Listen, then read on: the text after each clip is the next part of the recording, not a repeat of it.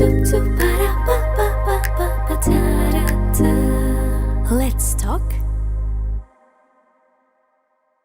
আরেকটা কথা, তুমি যে বললে ছেলেকে নানা রকম ধরো গান শিখিয়েছো, সেটা রবীন্দ্রসঙ্গীত হোক, নজরুল গীতি হোক, ছেলের থেকেও তো তুমি শিখেছো নিশ্চয়ই। ও যে এখনকার দিনের যে গানগুলো, ও তো খুব সুন্দর গায় আর কি। আর এবং তখনকার দিনের গায়কই এবং এখনকার দিনের গায়কই একটু আলাদা, অনেকটা আলাদা, অনেকটা আলাদা। হ্যাঁ, অনেক ঠিক আলাদা, অবশ্যই আলাদা। হ্যাঁ, ছেলের কাছ থেকে এটাই শিখছি যে স্মার্টনেস কিভাবে তৈরি করতে হয়, আচ্ছা। ও নিজেকে কিভাবে, ও খুব স্মার্ট। আমি যখন ওকে নিয়ে একসঙ্গে বাবা ছেলে মিলে গান করি বিভিন্ন জায়গায়, তখন দেখেছি ও কিভাবে সামনের অডিয়েন্সকে ও নিজের করে নিতে পারে যে কোনো গান দিয়ে। তারপর যেহেতু ওর পড়াশুনোটা আমার থেকে অনেক কি বলবো, আমি ধর বেঙ্গলি মিডিয়াম স্কুল থেকে পাশ করেছি, ও সেখান থেকে সেন্ট জেভিয়ার্স থেকে পাশ করেছে বা সেন্ট জেভিয়ার্স ইউনিভার্সিটি থেকে এমএ করেছে।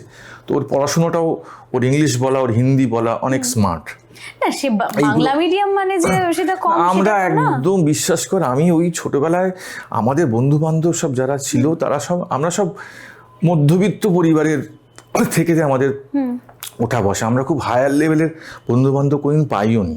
না আমার একটা আপত্তি এখানে, সেটা হলো যে ইংলিশ মিডিয়ামে যারা কথাবার্তা বলছে তার মানেই যে তারা খুব হাইফাই লেভেল, এবং যারা বাংলা, না হাইফাই না, স্মার্টনেসটা বলছি, তারা কিন্তু স্মার্ট হয় যেহেতু কসমোপলিটন মেলামেশাটা হয়ে গেছে এখন, সেজন্য ওরা খুব স্মার্ট। মানে আমি আকাশদের জেনারেশনটাকেই আমি দেখি, এরা কিন্তু অনেক স্মার্ট। হ্যাঁ, স্ট্রিট স্মার্টনেস দিয়ে কিছুটা ডেফিনেটলি আজকের দিনে হয়তো লাগে, কিন্তু বেসিক যে শিক্ষার জায়গাটা, যেরকম আমি যদি দেখি যে ধরো যখন স্কুলে পড়তাম তখন অধিকাংশ ওই মাধ্যমিক উচ্চ মাধ্যমিকে প্রথম হতো ধরো বাঁকুড়া জেলা স্কুল বা বাঁকুড়া পড়াশোনার দিক থেকে ভীষণ, হ্যাঁ, বা একটু মফস্বলের এরিয়া।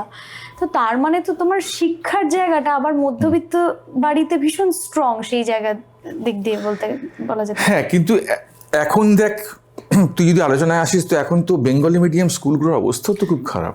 এখন তো ছেড়ে এখন আজ থেকে ধর তুই যে কথাটা বলছিস, আজ থেকে ধর আমি তোমার সময়ের কথা বলছি, আমার স্কুল বেলার বয়স তখন আজ থেকে 35 বছর আগে, তখন তো বেঙ্গলি মিডিয়ামের রমরমা ছিল একদম।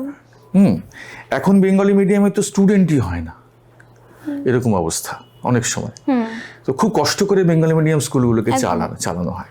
কিন্তু আমি বলছি কি বলতো, যেহেতু ওরা কসমোপলিটন স্কুল কলেজে পড়াশোনা করেছে, সেজন্য ওদের মানে কথা বলা স্টাইল, ওদের মেলামেশা স্টাইল, এটা একটা ডিফারেন্ট, কিন্তু আমাদের মতন নয়।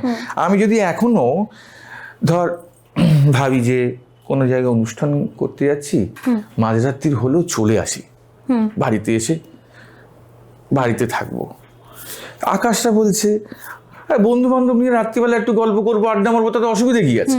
কিন্তু আমাদের সময় আমার বাবাকে বলবো যে বাবা রাত্রিবেলা বন্ধুদের সঙ্গে থাকবো বন্ধুর বাড়িতে, ঘরে ঢুকতেই দিত না। এই পরিবর্তনটা তো হয়েছে, আমরাও লিবারেল হয়েছি। এখন ভাবি হ্যাঁ ঠিকই তো, কি আছে বন্ধুদের সঙ্গে থাকবে। কিংবা ধর আমি কোনো জায়গায় রাত্রিবেলা একসঙ্গে আকাশও গেছি, আমিও গেছি, কমন ফ্রেন্ডস, সেখানে গল্প হচ্ছে, গান হচ্ছে, কিন্তু আমার যেই 12টা সাড়ে 12টা বাজলো, না আকাশ আমি আসি, বাড়ি যাচ্ছি, তুই তাড়াতাড়ি চলে আসিস। তো তারপর আমি এসে ঘুমিয়ে পড়েছি, সে ফিরেছে গান বাজনা করে ভোর 5টার সময়। মানে এই ভাবনা চিন্তার ডিফারেন্সটা তো আছেই, সেটা জেনারেশন গ্যাপ, কিছু করার নেই। কিন্তু হ্যাঁ, মানে এই জেনারেশন যেরকম এই জেনারেশন থেকে শেখে খানিকটা, আবার এই জেনারেশনে তো ওই জেনারেশন থেকে খানিকটা শেখে। হ্যাঁ, কিন্তু কখনো কখনো মনে হয় ও তো ঠিকই বলছে। আমি তো জীবনে কোনোদিন এইসব পার্টি ফার্টিতে গিয়ে থাকিনি, হয়তো সেই সময় গিয়ে থাকলে আমার হয়তো নিজের যোগাযোগ আরো বাড়তো, সেটা হয়তো করিনি। আমাকে এখন আকাশ বলে তুমি কেন করোনি? এখন তো ছেলে বড় হচ্ছে, উল্টো বকে আমাকে, কেন করোনি তুমি? ছেলে এখন মুম্বাই, তো এখন মুম্বাই খুব মিস করি, ভীষণভাবে মিস করি। তার কারণ ওই একটাই তো ছেলে, তাকে ও তো বন্ধুর মতন। ইনফ্যাক্ট আমার সঙ্গে